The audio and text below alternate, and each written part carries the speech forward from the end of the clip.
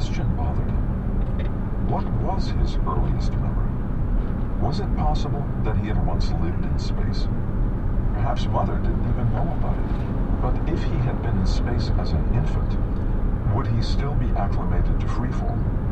If Graf was telling the truth, a huge if, then there wasn't time for him to have lived in space.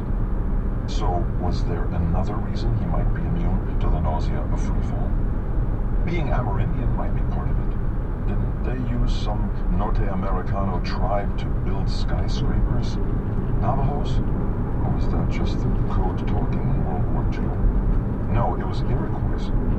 Mostly Mohawk who worked on skyscrapers, because those were the Native Americans who lived in Manhattan during the early days of skyscraper building. And it wasn't that they weren't afraid of falling, it's that they learned from an early age not to show fear. Besides, this wasn't about fear of falling. This was about being in free fall, which is something which on Earth you don't live through, because it means you already fell from a high place. You fall from a skyscraper frame, you don't have time on the way down to the ground to even notice whether, in addition to terror, you're also feeling sick to your stomach.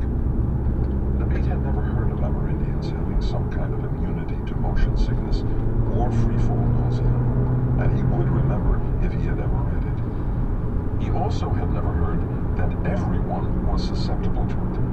In fact, he knew that in the old days of ocean-going ships, some people never got over seasickness completely, even on the largest, most stable ships, while others quickly adapted. But that was the point. They adapted. They felt the nausea, and then they got over it. Did anybody not feel the nausea? Me? I don't feel it. Yet my balancing organs function properly. I don't fall over or bump into things. So I'm sensing all the balance issues that other people feel.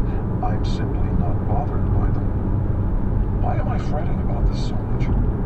Why is this capturing my thought? Because there's something important about this. Some question that is answered by my immunity to freefall nausea. Nabit closed his eyes and let his thoughts drift. His immediate thought was that closing his eyes should have made the discomfort of freefall worse. It was well known that the best self-treatment for seasickness was to focus on the distant horizon, not the pitching deck or the nearby waves. And dancers were able to remain vertical through long spins by focusing on a single point and finding it again the moment they could whip their heads around on the next spin.